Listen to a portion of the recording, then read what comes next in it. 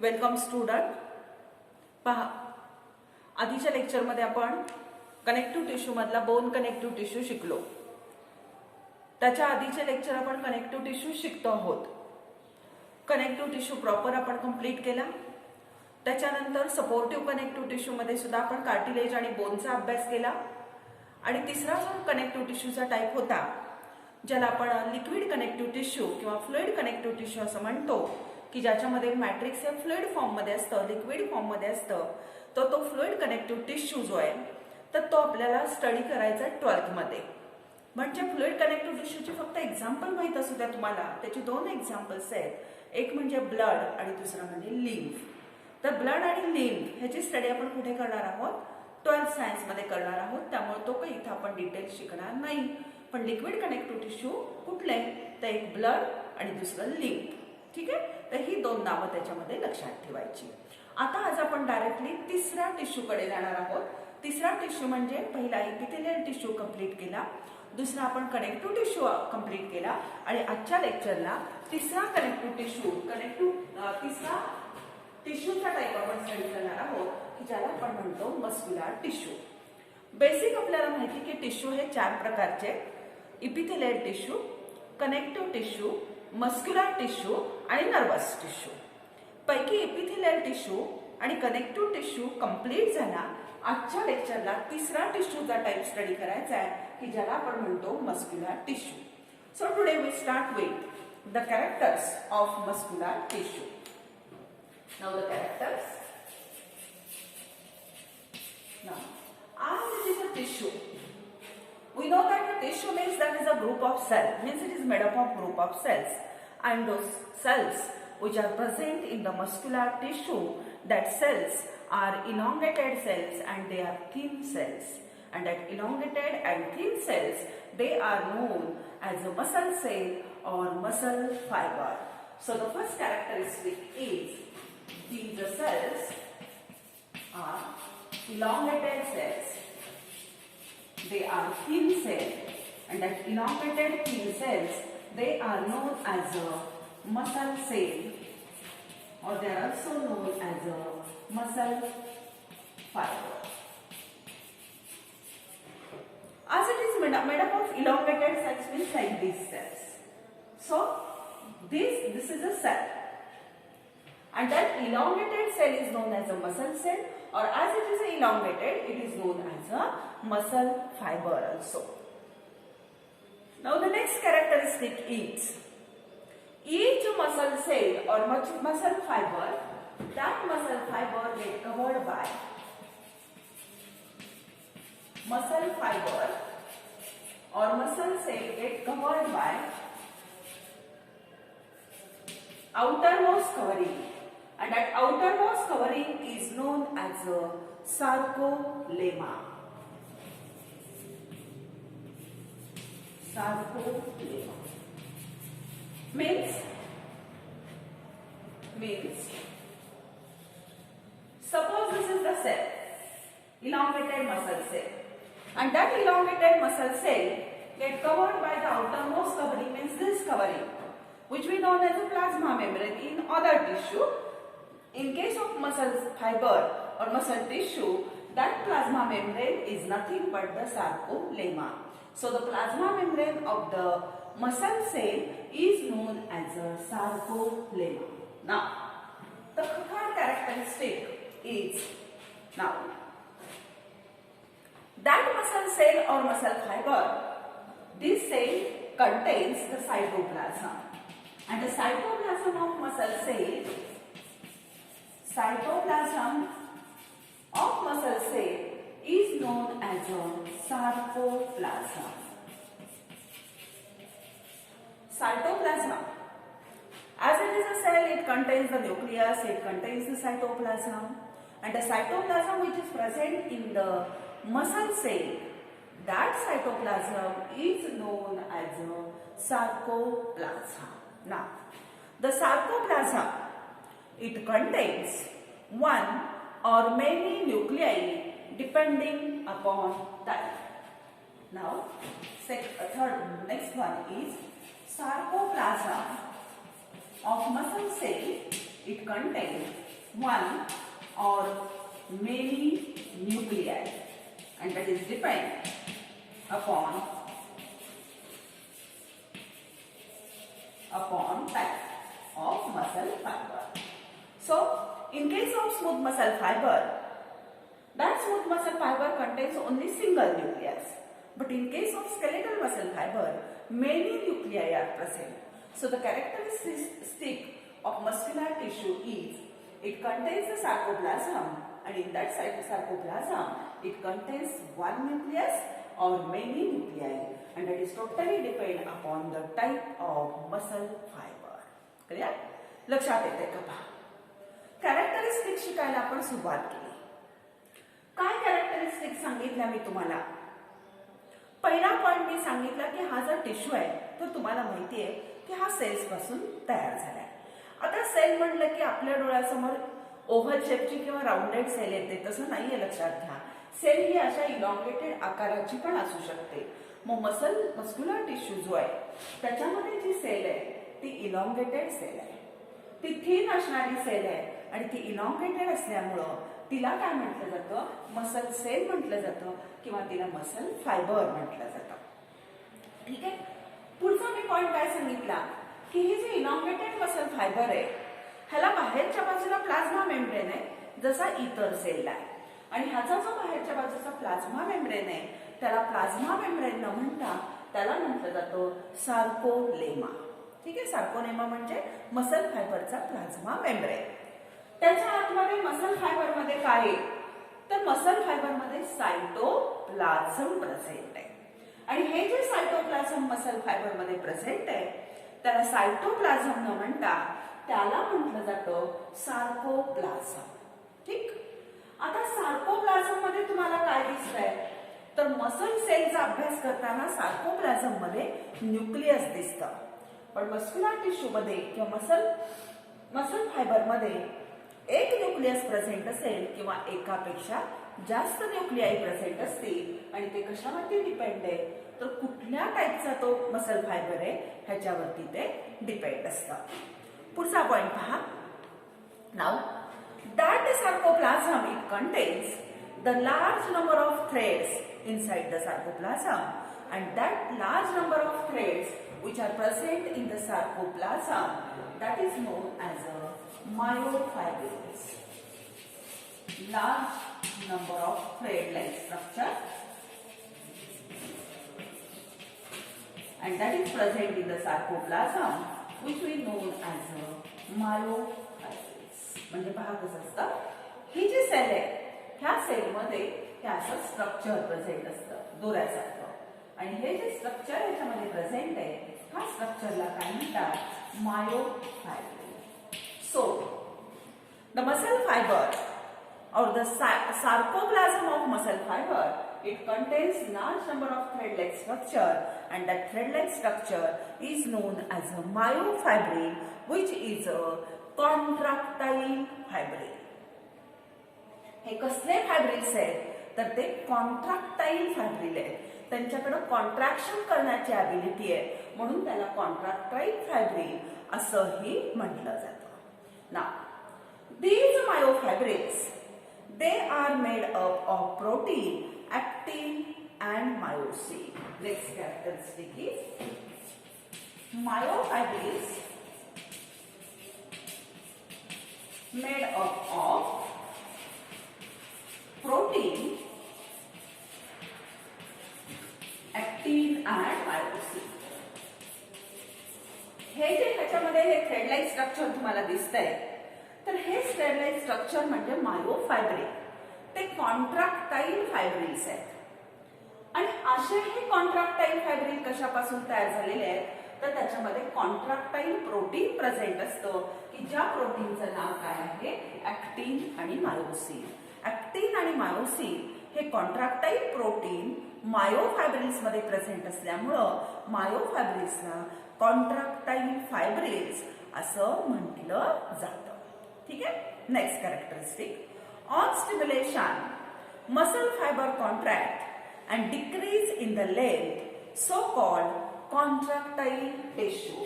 Means this tissue is known as a contractile tissue. Why it is known as a contractile tissue? Because when we stimulate the muscle fiber, during that stimulation, the length of muscle fiber it get decreased. Means there is a contraction of that muscle fiber. So this tissue is known as a contractile tissue. Now, next is this tissue is a highly vascular tissue. Highly vascular tissue means rich capillary blood supply is there. So it is known as a highly vascular, and there is also nerve supply and supplied by nerves.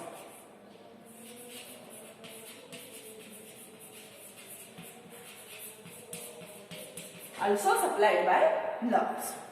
And last characteristic is it contains large number of mitochondria.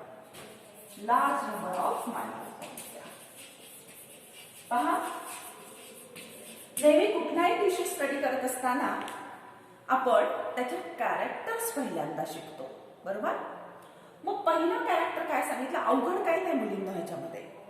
ह्याच्यात मी काय सांगितलं की generally आपण sale म्हटलं की आपल्याला कसं वाटतं की सेल म्हणजे गोलच असेल, पण आता इथं पहा काय कॅरेक्टर पहिलं सांगितलं मी की ह्या मस्क्युलर टिश्यू मध्ये ज्या सेल्स आहेत त्या सेल्स कशा आहेत म्हटलं? इलॉंगेटेड आहेत. मग मी असं इलॉंगेटेड काढल्या, ह्या काढल्या मी इलॉंगेटेड सेल, बरोबर आहे? मग ही इलॉंगेटेड आहे, मग हिला मसल सेल पण म्हणू शकता किंवा तिला इलॉंगेटेड आहे म्हणून तुम्ही मसल फायबर म्हटलात. पुढे मी सांगितलं ह्या मसल फायबरचा हा जो प्लाझ्मा मेम्ब्रेन आहे ह्याला म्हणायचं सार्कोलेमा. ह्याला प्लाझ्मा मेम्ब्रेन न म्हणता काय म्हणायचं? सार्कोलेमा म्हणायचं. आता ह्या मसल फायबर मध्ये असं सायटोप्लाझम पण प्रेझेंट आहे आणि ते मसल फायबरचं सायटोप्लाझम असल्यामुळं त्याला म्हणायचं सार्कोप्लाझम.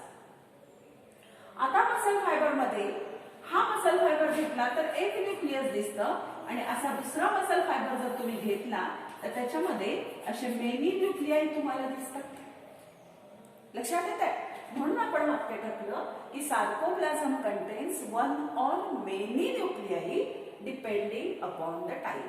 कुठल्या पद्धतीचा तो मसल फायबर आहे ह्याच्यावरून त्याच्यामध्ये एक न्यूक्लियस आहे का अनेक न्यूक्लियाई आहेत हे आपण सांगू शकतो.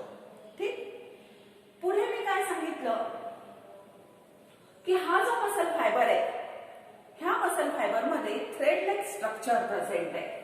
मग मी काढून पण दाखवलं की ह्याच्यामध्ये असं हे थ्रेड लाईक स्ट्रक्चर आहे आणि हे जे थ्रेड लाईक स्ट्रक्चर सार्कोप्लाझम मध्ये प्रेझेंट आहे ह्या थ्रेड लाईक स्ट्रक्चरला काय म्हटलं जातं? मायोफायब्रिल म्हटलं जातं. काय म्हटलं जातं त्याला? मायोफायब्रिल. आणि मायोफायब्रिल्स कशाने तयार झालेले असतात? तर मायोफायब्रिल हे ऍक्टिन आणि मायोसिन नावाच्या कॉन्ट्रॅक्टाईल प्रोटीननी तयार झाल्यामुळं ह्या मायोफायब्रिलला कॉन्ट्रॅक्टाईल फायब्रिल्स असंही म्हटलं जातं. पुढे मी सांगितलं की ह्या टिश्यूला कॉन्ट्रॅक्टाईल टिश्यू म्हणतात. ह्याला का कॉन्ट्रॅक्टाईल टिश्यू म्हणतात लक्षात घ्या मुलींनो. तर ह्या जर मसल फायबरला तुम्ही धक्का दिला, स्टिम्युलस दिला, धक्का म्हणण्यापेक्षा कुठलाही एखादा स्टिम्युलस त्याला मिळाला तर स्टिम्युलस मिळाला की ह्याची जी एवढी मोठी लेंथ आहे ती लेंथ कमी होते आणि लेंथ कमी झाली म्हणजे तो काय झाला? आकारानं डिक्रीज झाला म्हणजेच कॉन्ट्रॅक्ट झाला. म्हणून त्याला कॉन्ट्रॅक्टाईल टिश्यू असंही म्हटलं जातं. पुढे हायली व्हॅस्क्युलर आहे म्हणजे कॅपिलरीचा ब्लड सप्लाय प्रचंड प्रमाणामध्ये ह्याला आहे आणि नर्व्स सुद्धा त्याला सप्लाय केलेल्या आहेत. आणि शेवटचा पॉइंट मी सांगितला की अशा ह्या मसल फायब्रिल्स मध्ये किंवा मसल फायबर मध्ये लार्ज नंबर ऑफ मायटोकॉन्ड्रिया त्याच्यामध्ये प्रेझेंट आहे. These are the characteristics of muscular tissue. ह्या झाल्या त्याच्या कॅरेक्टरिस्टिक्स. आता पुढचा पॉइंट शिकायचा आहे आपल्याला. कॅरेक्टर्स आपण एक्सप्लेन केले.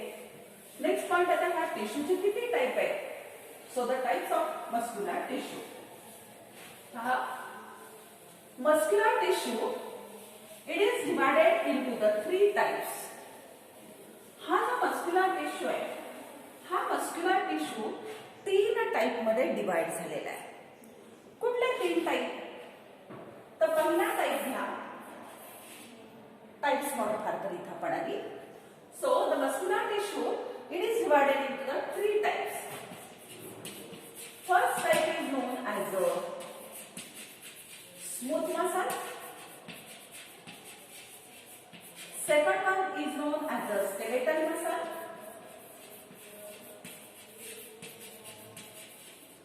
And third one is known as the cardiac muscle. So, there are 3 types of muscular tissue or muscle fibers. One is known as a smooth muscle. Second one is known as a skeletal muscle. And third one is known as a cardiac muscle. मग ह्या तिन्ही प्रकारच्या ज्या muscles आहेत ह्या आपल्याला शिकायच्या. मागच्या लेक्चरला आपण एक मसल फायबर ह्यातला शिकणार आहोत आणि तो कुठला शिकणार आहोत आपण तो शिकणार आहोत smooth muscle. So we start with smooth muscle. पहा आता 3 टाईप माहित झाले. कुठले कुठले सांगा? एक म्हणजे स्मूथ मसल, दुसरं म्हणजे स्केलेटल मसल आणि तिसरं म्हणजे कार्डियाक मसल. मग पहिला शिकायला सुरुवात करू ज्याला आपण म्हणतो स्मूथ मसल.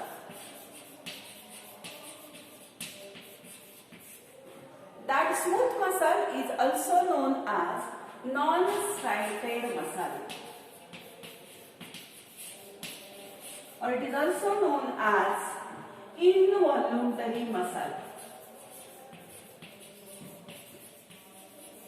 पहा, स्मूथ मसलला मी 3 नावं तुम्हाला सांगितली.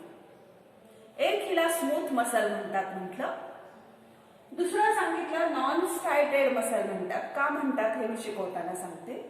आणि तिसरं सांगितलं तिला इनव्हॉल्युंटरी म्हणतात.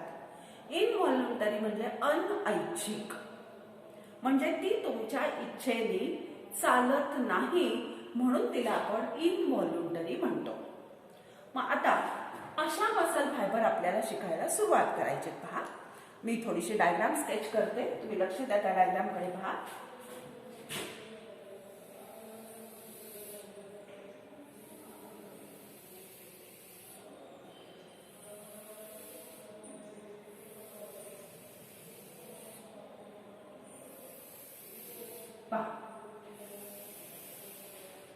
हा मी काय काढलाय तर हे स्मूथ मसल फायबर मी काढले बरोबर, इलॉंगेटेड.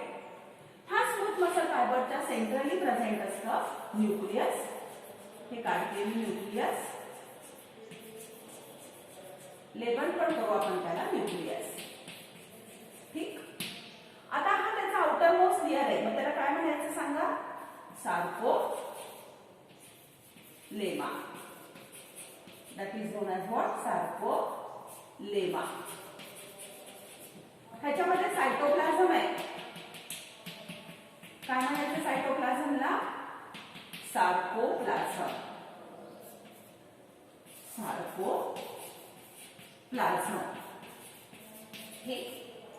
आता ह्याच्यामध्ये मायोफायब्रिल्स दाखवायचे आपल्याला, लक्षात घ्या. म्हणजे थ्रेडलेस स्ट्रक्चर असं.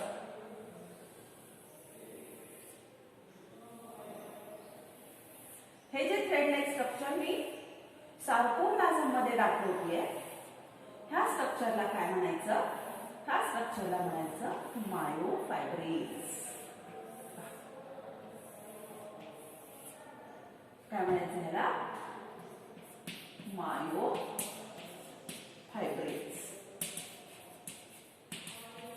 काय काय नावं डायग्रामला दिली पहा.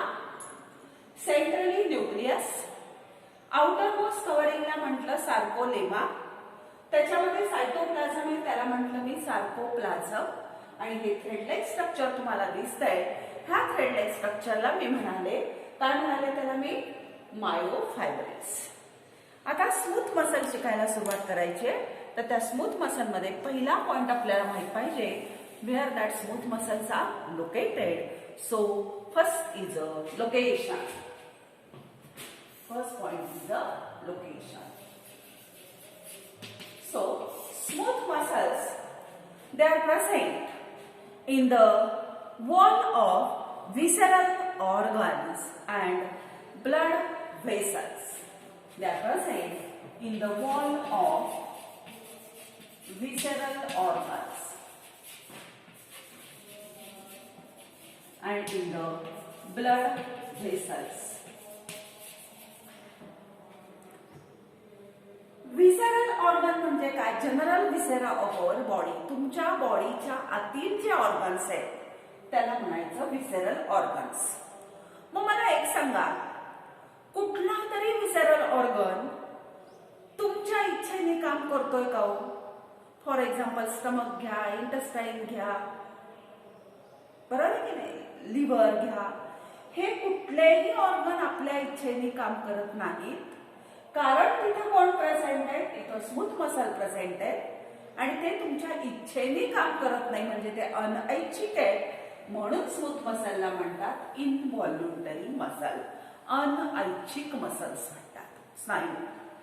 मग पहा, लोकेशन माहित झालं स्मूथ मसलचं, की स्मूथ मसल्स आमच्या वॉल ऑफ जनरल विसेरा किंवा विसेरल ऑर्गन्स मध्ये, बॉडीच्या आतील जे ऑर्गन्स आहेत ह्या बॉडीच्या आतील ऑर्गन मध्ये कोण प्रेझेंट आहेत? स्मूथ मसल्स आहेत.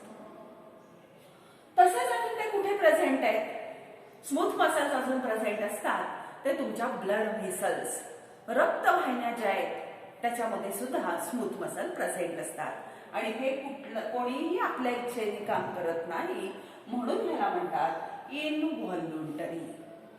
तुमचं स्टमक तुमचं ऐकत नाही, तुमची ब्लड व्हेसल तुमच्या इच्छेने वर्क करत नाही, ती तिच्याच मनाने करते, म्हणून तिला इनव्हॉल्युंटरी म्हणतात. आणि विसेरल ऑर्गन मध्ये स्मूथ मसल प्रेझेंट असल्यामुळं ह्या स्मूथ मसलला विसेरल मसल असंही म्हटलं जातं. It is also non as visceral muscle. का बरं स्मूथ मसलला विसेरल मसल म्हणायचं? तर स्मूथ मसल्स ह्या विसेरल ऑर्गन मध्ये प्रेझेंट असल्यामुळं स्मूथ मसलला विसेरल मसल असंही म्हटलं जातं. आता ह्याच्या जेव्हा ह्या विसेरल ऑर्गन मध्ये स्मूथ मसल प्रेझेंट असतील तर दे are arrange in the two forms. दोन फॉर्म मध्ये ते अरेंज होतात मुलींनो.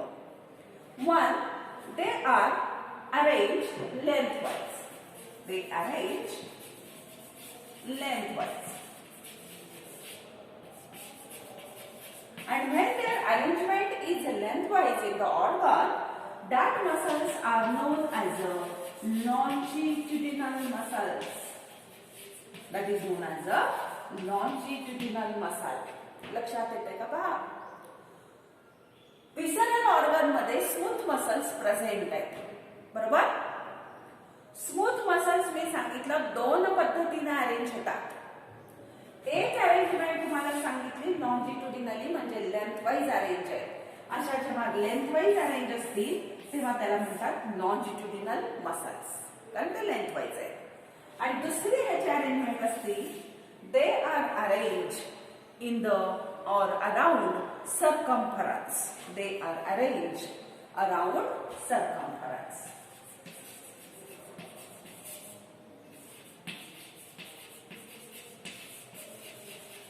आणि सर्कम्फरन्स अशा अरेंज झालेल्या असल्यामुळं, किंवा अशा अरेंज झालेल्या असतात, सर्क्युलरली अरेंज झालेल्या असतात. आणि सर्क्युलरली अरेंज झालेल्या असल्यामुळं they are non as a circular muscles. लक्षात येतं? म्हणजे लोकेशन माहित झालं, विसेरल ऑर्गन मध्ये हा प्रेझेंट आहे, ब्लड व्हेसल्स मध्ये त्या प्रेझेंट आहेत. त्याची अरेंजमेंट दोन प्रकारची असते म्हणून सांगितलं.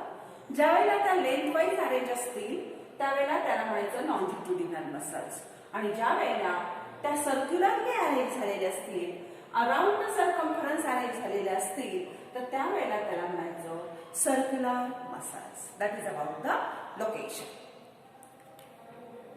आता लोकेशन माहित झाल्यानंतर पुढे आपल्याला जायचंय ते त्याच्या स्ट्रक्चरकडे. पाहता स्ट्रक्चर खूप सोपं आहे मुलींनो. Structure next point is the structure. पहा, structurally this smooth muscle fiber is elongated.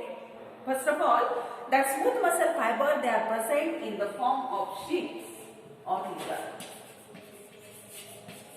They are present in the form of sheets or layer. हे असे शीटच्या फॉर्म मध्ये किंवा असे लेयरच्या फॉर्म मध्ये प्रेझेंट असतात, हे एक माहित असू द्या. नाव each muscle fiber is a spindle shape. The muscle fiber is spindle shape or that is also known as a fusiform. Muscle fiber हा elongated आहे. So the smooth muscle fiber is elongated and tapering at both the ends. That is tapering at both the ends means what? That is bulge at the center and become tapering towards both the ends. Such a shape is known as a spindle shape or fusiform. लक्षात घ्या. Muscle fibre, smooth muscle fibre कसा आहे तर दोन्ही टोक त्याची tapering आहेत, टोकदार आहेत आणि मध्यभागी मात्र तो कसा आहे फुगीर आहे. मग मध्यभागी फुगीर असणं आणि दोन्ही टोक अशी टोकदार असणं हा जो आकार आहे ह्या आकाराला काय म्हटलं जातं तर त्याला स्पिंडल शेप म्हटलं जातं किंवा फ्युजिफॉर्म म्हटलं जातं. Clear? So these muscle fibers are present in the form of layers or present in the form of sheet.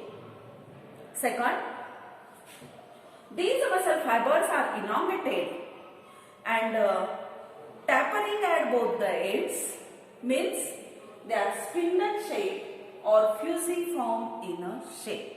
Now, the outermost layer of that muscle fiber is known as a sarcolemma. So, the sarcolemma is outermost covering of the muscle fiber. Inside that, the cytoplasm is present and the cytoplasm of smooth muscle is known as a sarcoplasm. Sarcoplasm. Is it clear? ह्या muscle फायबरचा हा outermost जो layer तुम्हाला दिसतोय ह्या outermost लेयरला आपण म्हणतो sarcolemma. Muscle fibre contains cytoplasm. ह्याच्यामध्ये सायटोप्लाझम असतं, त्या सायटोप्लाझमला आपण म्हणालो सार्कोप्लाझम. नाव the sarcoplasm contains the myofibril. Next, that is the sarcoplasm. It contains what? It contains myofibrils. So what is mean by myofibrin? Myofibrin means these are the thread-like structure which is present in the sarcoplasm of muscle fiber. Muscle fibre मध्ये जे काही सार्कोप्लाझम आहे त्याच्यामध्ये present असणारं thread-like structure म्हणजे काय तर myofibrils. So number of myofibrils means that thread-like structure they are present in the sarcoplasm of smooth muscles. Now, the sarcoplasm also contains the single nucleus, and a single nucleus is present at the center of the cell. So sarcoplasm contains single nucleus and that single nucleus is present at the center of the cells. Now, we know that the myofibrils are the thread-like structure which are also present in the sarcoplasm. That myofibrils, they are made up of protein actin and myosin. Now, the myofibrils are made up of protein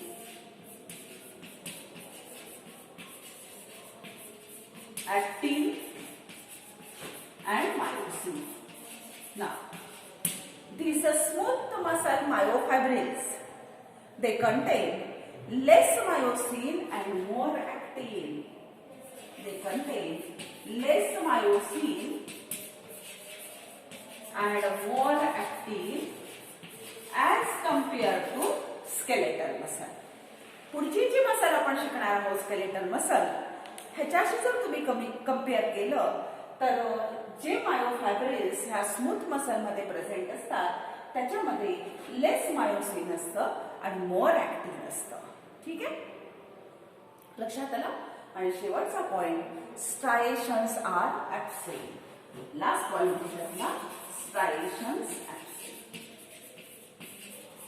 आता मी नीट सांगते परत एकदा ऐका, त्यात तुम्हाला कळेल. Smooth muscle fibre elongated आहे, बरोबर आहे. दोन्ही टोकं त्याची निमुळती आहेत, म्हणून त्याचा आकार कसा आहे तुम्ही म्हटलात स्पिंडल शेप आहे किंवा फ्युजी फॉर्म आहे म्हणतात, बरोबर. पुढे सांगायचं त्याच्या आउटर लेअरला सार्कोलेमा म्हणायचं. त्याच्यामध्ये असणाऱ्या सायटोप्लाझमला सार्कोप्लाझम म्हणायचं. सार्कोप्लाझम मध्ये एक न्यूक्लियस आहे आणि ते न्यूक्लियस सेंट्रली प्रेझेंट आहे म्हणून सांगायचं, बरोबर. पुन्हा सार्कोप्लाझम मध्ये हे थ्रेड लाईक स्ट्रक्चर प्रेझेंट आहे म्हणून सांगा की ज्याला आपण मायोफायब्रिल्स म्हणतो.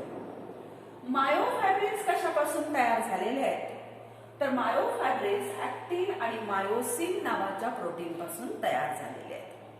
पुढचा पॉइंट मी सांगितला की स्मूथ मसल मध्ये प्रेझेंट असणारे मायोफायब्रिल्स मध्ये कमी मायोसिन आहे आणि जास्त ऍक्टिन आहे. कोणाशी कम्पेअर केलं असता पुढच्या मसल फायबरची, स्केलेटल मसल फायबरची. म्हणजे हे जे मायोफायब्रिल्स आहेत ह्याच्यामध्ये मायोसिनचं प्रमाण कमी आहे आणि ऍक्टिनचं प्रमाण कसं आहे जास्त आहे. आणि हा पॉइंट मला आता एक्सप्लेन करायचा आहे. स्ट्रायेशन्स ऍब्सेंट ही जी स्मूथ मसल आहे तिला तुम्ही नॉन स्ट्रायटेड म्हणून म्हणालात. म्हणजे काय तर हिच्यामध्ये स्ट्रायेशन्स ऍब्सेंट आहेत असं मी म्हणाले. स्ट्रायेशन ऍब्सेंट म्हणजे आता एकच लक्षात घ्या मुलींनो की समजा हा मायोफायब्रिल मी काढला, हे थ्रेड लाईक स्ट्रक्चर मी असं इथं काढलं. हा मायोफायब्रिल आहे. कोण आहे मायोफायब्रिल. तर हा मायोफायब्रिल कसा बनलेला असतो, ह्या मायोफायब्रिल वरती असा एक डार्क बँड असतो, दुसरा लाईट बँड असतो. पुन्हा एक डार्क बँड असतो, पुन्हा लाईट बँड असतो. पुन्हा डार्क बँड असतो, पुन्हा लाईट बँड असतो.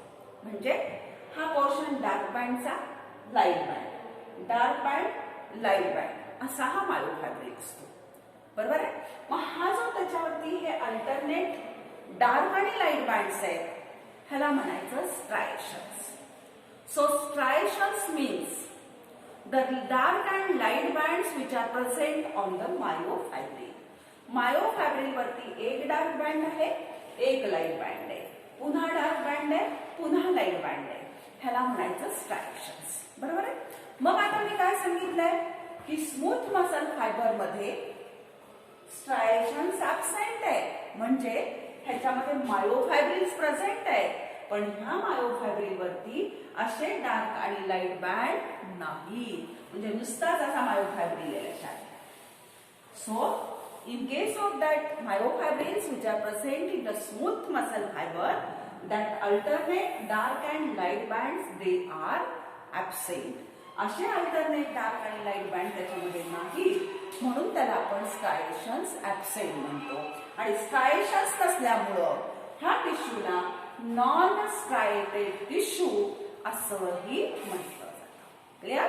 That is about the structure. आता स्ट्रक्चर माहित झालं की शेवटचा पॉइंट आपल्याला शिकायचा आहे तो त्याचं फंक्शन. तर सांगा आता फंक्शन काय असेल बघू. So the function of smooth muscle. आता मसल फायबर आहे म्हटल्यानंतर तुम्हाला बेसिक माहिती की मसल फायबर आहे म्हणजे कॉन्ट्रॅक्शन आणि रिलॅक्सेशन हे त्याचं फंक्शन आहे कॉन्ट्रॅक्शनचं. First of all this smooth muscle is involuntary muscle. कशी आहे ती इनव्हॉल्युंटरी, अनऐच्छिक आहे. तुमच्या do not work as per our will, तुमच्या इच्छेने काम करत नाही. So it is involuntary. ठीक, इनव्हॉल्युंटरी मसल आहे. मग लक्षात घ्या इनव्हॉल्युंटरी मसलचं जे काही कॉन्ट्रॅक्शन असतं that contraction is very slow and sustained. Contraction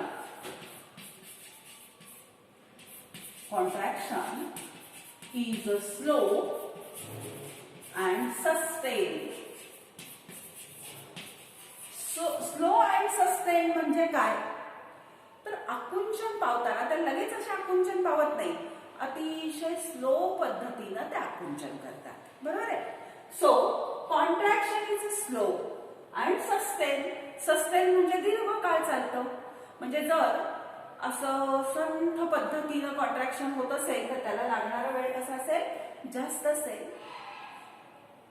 As their contraction is very slow, काम कशा करतायत, संथ पद्धतीनं काम करतायत. They do not get easily fatigue. So they do not get easily fatigue. त्यामुळं त्या लवकर थकत नाहीत. तुमचं स्टमक थकतं का? बॉडीच्या आतील कुठलाही अवयव थकतो का तुमचा? पण तेच काम केले की हात थकतील का? तर हिथं वर्किंग फास्ट आहे. पण बॉडीच्या आतील ऑर्गन जे स्मूथ मसलनी बनलेले आहेत ते काम कसं करतात, स्लो कॉन्ट्रॅक्शन करतात आणि स्लो केल्यामुळं ते पटकन थकत नाहीत. So they do not gate easily fatigue.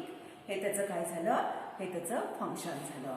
आणि शेवटचा पॉइंट ह्याच्यातला लक्षात घ्या, this muscle fibres they are innervated bye autonomous nervous system. Nervous सिस्टीमचा एक पार्ट आहे, टाईप आहे की ज्याला आपण ऑटोनॉमस नर्वस सिस्टीम असं म्हणतो. तर त्या ऑटोनॉमस नर्वस सिस्टीमला हे मसल फायबर जोडलेले असतात. आता ती तुम्हाला समजणार नाही. मग इथं स्मूथ मसलचं फंक्शन लक्षात घ्यायचं की ती बॉडीच्या आतमध्ये ती इन्व्हॉल्युंटरी मसल आहे, त्यामुळं तिचं वर्किंग कसं आहे, स्लो आहे, संथ कॉन्ट्रॅक्शन आहे. आणि वर्किंग स्लो असल्यामुळं ती इझिली फटीग होत नाही. म्हणून बॉडीच्या आतले अवयव आपले काम करून थकत नाहीत. हे लक्षात ठेवा, कारण त्यांचं वर्किंग स्लो आहे. आणि हा मसल फायबर हा कशाने इनर्वेट केलेला आहे, तर autonomous nervous system. That is about the smooth muscle. पहा, आजच्या लेक्चरला आपण मस्क्युलर टिश्यू स्टडी करायला सुरुवात केली. त्याच्यामध्ये मस्क्युलर टिश्यूचे कॅरेक्टर शिकवले. कॅरेक्टर नंतर पहिला मसल टाईप स्मूथ मसल आपण कंप्लीट केला. आता उद्याच्या लेक्चरला आपण स्केलेटल मसल फायबर शिकणार आहोत. ठीक आहे, तर आज आपण इथं थांबूया.